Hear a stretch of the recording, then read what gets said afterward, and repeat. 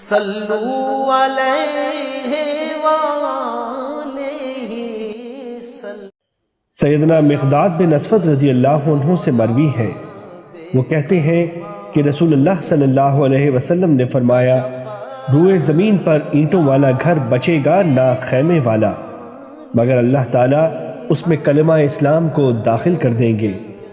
یہ عزت والے کی عزت کے ساتھ ہوگا یا ذلت والے کی ذلت کے ساتھ ہوگا۔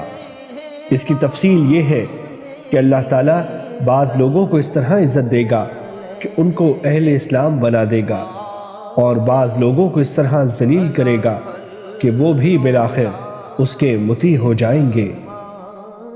حدیث نمبر 106، مسند احمد۔